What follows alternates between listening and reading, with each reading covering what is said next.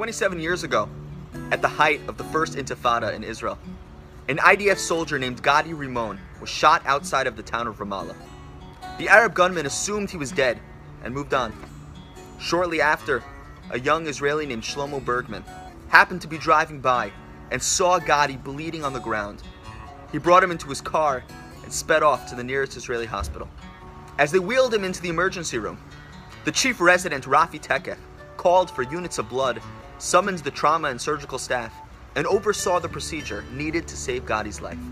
Shlomo, realizing there was nothing more he could do, decided to go home. Gadi's parents arrived at the hospital minutes after Shlomo left. Several hours later, the doctors told them that the surgery was going well and that their son Gadi was going to survive. 2 weeks later, Gadi returned to his home in Ashdod. His mother, Tamar Rimon, desperately tried to find the boy who saved her son's life, but she had no way of identifying him.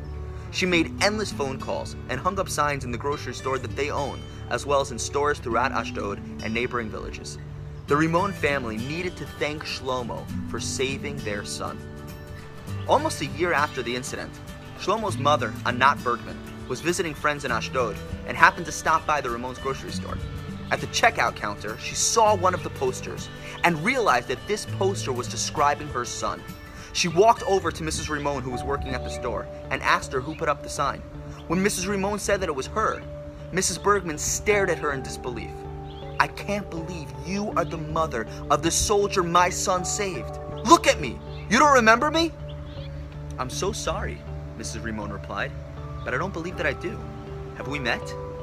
Mrs. Bergman said, 22 years ago, my husband and I were living here in Ashdod with our 2 children, and one day I came into your supermarket crying. I was pregnant at the time, and I was about to arrange with my doctor to end my pregnancy.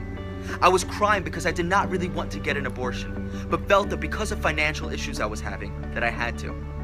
You happened to overhear my conversation, and you and your husband sat down with me for hours. You did not tell me what to do, but were instead so encouraging and supportive.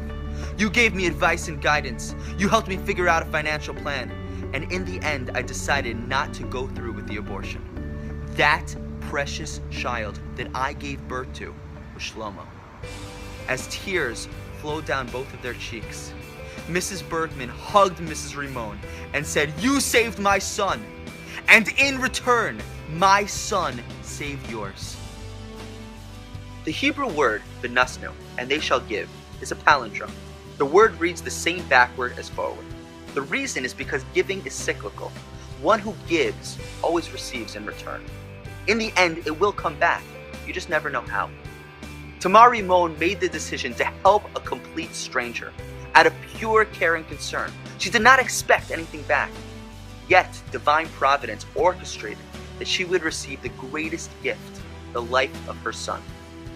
Giving to others is one of the greatest privileges that we have in life, and our acts of kindness create ripple effects that impact the world in ways that we can never imagine.